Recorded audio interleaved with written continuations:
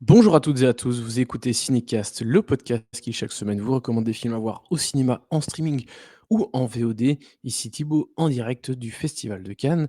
Et aujourd'hui, je vais vous parler de May December, le nouveau film de Todd Haynes.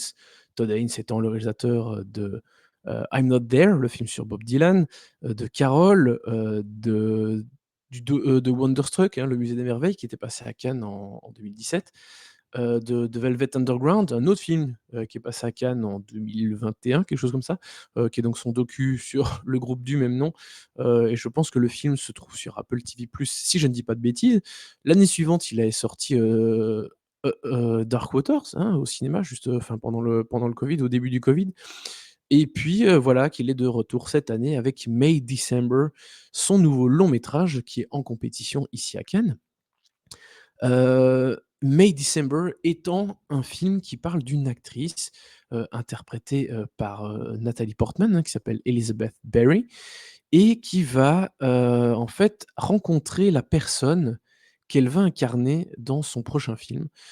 Cette personne est interprétée par Julianne Moore, hein, elle s'appelle, Gracie, et en fait, cette Gracie va avoir sa vie adaptée, sur le grand écran. Parce qu'elle a enflammé un peu la presse, une vingtaine d'années auparavant.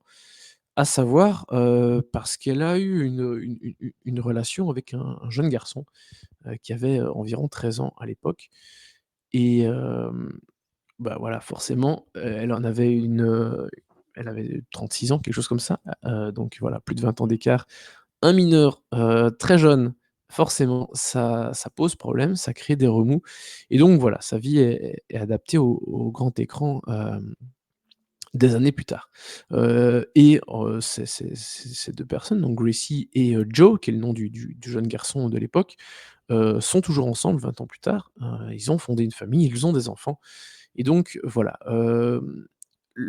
au moment où Elizabeth vient rencontrer, Gracie, elle est dans sa maison avec son mari, avec ses enfants, et là je vais vous passer un petit extrait parce que c'est tout ce qui est disponible pour l'instant, et c'est donc le moment où, Elizabeth, arrive pour rencontrer la famille. On se retrouve tout de suite. Look at this. I'll take Tuesday. Yeah, it's like a downtown. What even is that? They're sweet, aren't they? Very.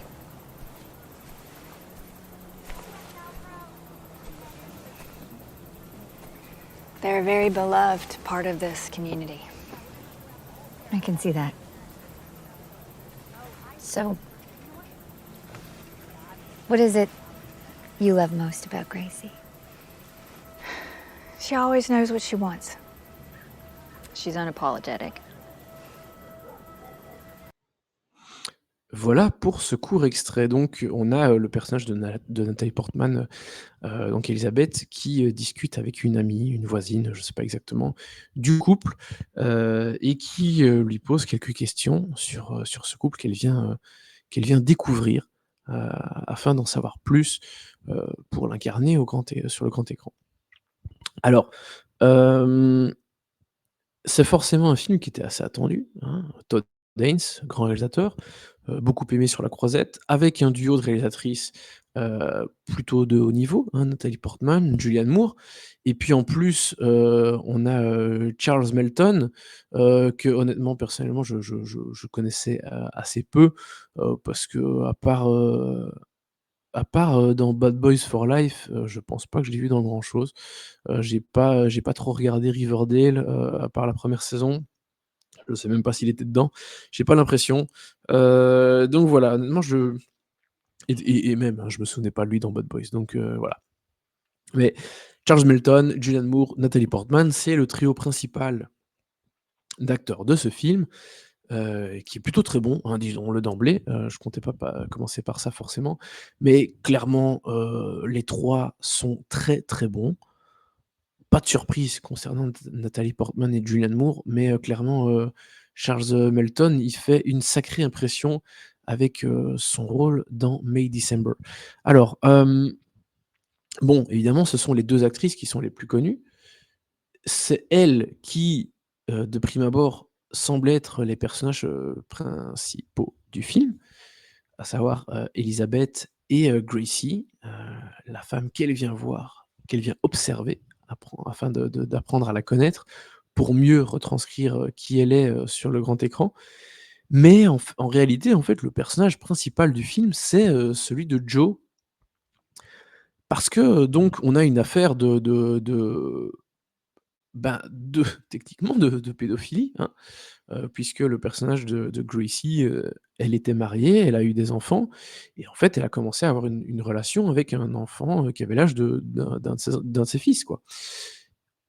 Et ben, quelque part, l'amour a triomphé vu que 20 ans plus tard, ils sont toujours ensemble, ils sont mariés, ils ont eux-mêmes des enfants, que forcément Joe a eu très tôt, hein. Il avait 13 ans au moment où ils ont commencé leur relation et là, il en a, environ 35-36 et au moment où le film, se déroule, ses enfants vont, en tout cas 2 de ses enfants vont terminer le collège ou le lycée donc voilà, ils ont déjà, eux-mêmes une ca oui, 16 ans, peut-être 18 donc il a eu ses enfants alors qu'il était encore très, très, très jeune.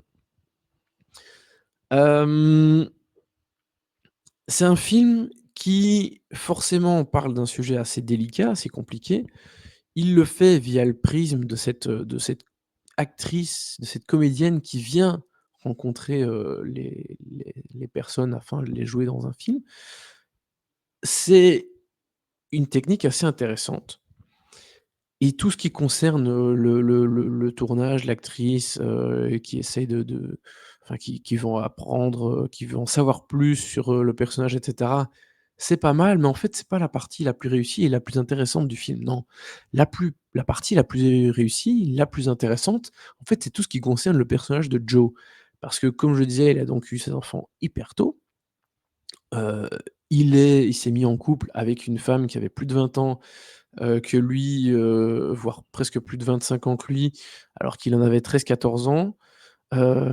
Donc le gars, en fait, il a pas eu de jeunesse, il a pas eu d'enfance, il a eu, des responsabilités assez vite.